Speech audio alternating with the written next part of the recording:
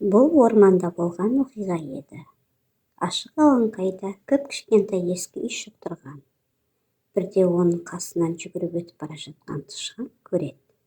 Тышқан тоқтап, сүп-сүйкімді, кіп-кішкентай бұл үйшікте кім бар деп сұрайды. Ешкім жауап қатпады. Тышқан бос үйге кіріп, осында тұрып жатыр.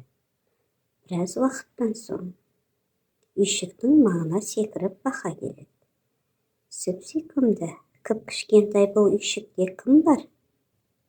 Мен тықырлауық тышқанмын, ал сен кімсің? Мен бақылдауық бақамын. Кел бірге тұрайық. Бақа бақ-бақ деп бақылдап үйшікке секіріп кіреді. Тышқан екеуі тіл табысып бірге тұрады.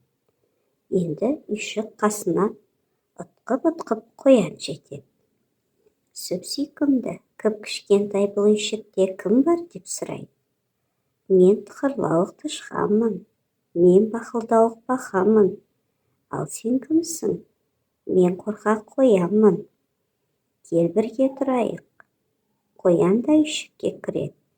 Осылай үшеуі бірге өмір сүре бастайды.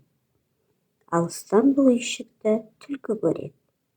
Ақырын басып жақындап келіп терезені қағады да. Сүп-сүйкімді, кіп-кішкентай бұл үйшікте кім бар деп сұрайды. Мен тықырлауық тышқанмын, мен бақылдауық бақамын, мен қорқақ қоянмын. Ал сен кімсің? Мен қу түлкімін. Кел бірге тұрайық. Үйшіктен түлкіге де орын табылады. Достар енді төртеу болады. Үйшікке тілі салақтап, айналасына алақ-жұлақ қарап қасқыр келеді. Ол есікті қағып, қырылдаған даусымен сүп-сүйкімді, кіп-кішкентай бұл үйшікте кім бар деп сұрайды. Мен тықылдауық тышқанмын, мен бақылдауық бақамын, мен қу түлкімін. Ал сен кімсің? Мен сұр қасқырмын. Кел бірге тұрайық. Қасқыр қысыла-қымтырыла ішке кіреді. Әйтсе де, кіп-кішкентай үйшікке бесеуі де сыйып кетеді. Барлығы қосылып ән айтады, тату-тәтті өмір сүреді. Бір күні жетектеріп жүрген аю үйшік тұрғындарының салған әнін естиді. Ол үйшікке жақындап келіп бар даусымен сүп-сүйкімді, кіп-кішкентай бұл үйшікте кім бар деп ақырады. Мен тықырлауық тышқанмын, мен бақылдауық бақамын, мен қорқақ қоянмын, мен қу түлкімін. Ал мен сұр қасқырмын. Ал сен кімсің? Мен қорбаңбай аюмын. Кел бірге тұрайық. Аю ары-бері тырбаңдап үйшікке кірмекші болады.